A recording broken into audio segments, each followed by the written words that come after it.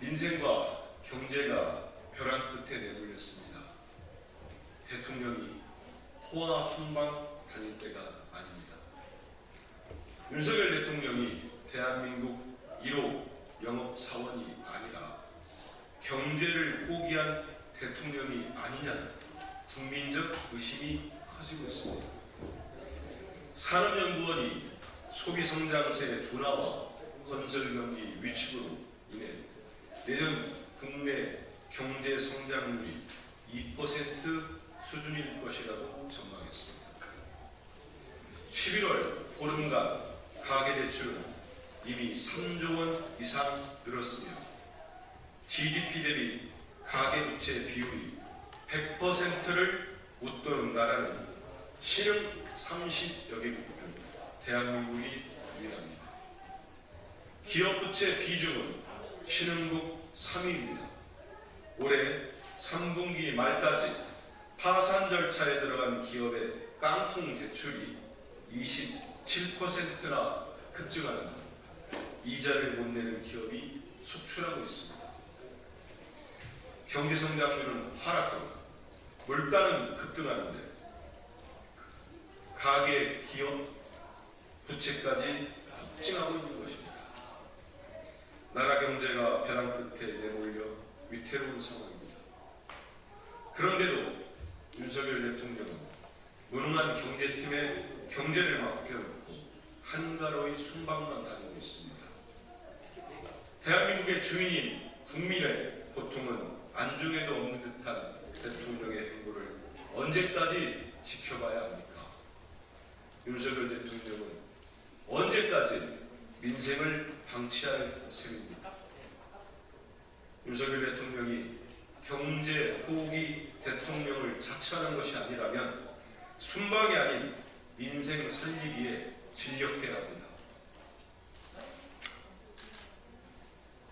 윤석열 정부는 김장 핑계로 관변단체 끌어모아 관건선거 준비합니까? 행정안전부가 오는 27일 농림축산식품부와 지방자치단체 등이 함께하는 국민 대통합 김장 행사를 계획 중이라고 합니다.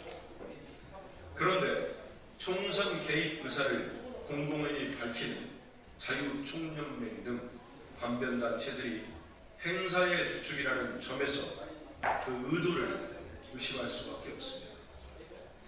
윤석열 정부는 김장 행사를 핑계로 관변단체를 끌어모아 관건 선거에 시동을 걸려는 것입니다. 전국적인 대통합 부먹 분위기를 조성하겠다는 목표를 내세웠지만 윤석열 정부와 국민의힘을 부먹하겠다는 말로 밖에 들리지 않습니다. 경제는 추락하고 있고 국민의 삶은 나날이 피폐해지는데 윤석열 정부와 국민의힘의 마음은 이미 총선 밭에 가 있는 것 아닙니까? 관변단체 모아 통합 외친다고 국민 통합이라 받아들일 국민은 없습니다. 총선을 대비한 관변단체 가동체계 점검 행사가 될 것이라는 우려가 나오는 이유입니다. 카르텔 의논하며 R&D 예산을 대폭 삭감했던 윤석열 정부가 관변단체 보조금은 증액시켰습니다. 그리고 관변단체들은 정치 중립을 포기하고 총선 개입 의사를 공공연히 드러내고 있는 실정입니다. 이것이 윤석열 대통령이 그렇게 척결하겠다고 외쳤던 선거 카르텔이 아니고 무엇입니까? 관변단체를 앞세워 관권 선거를 획책한다면 국민의 분노와 심판을 감당하기 어려울 것임을 윤석열 대통령에게 엄중히 경고합니다. 이상입니다.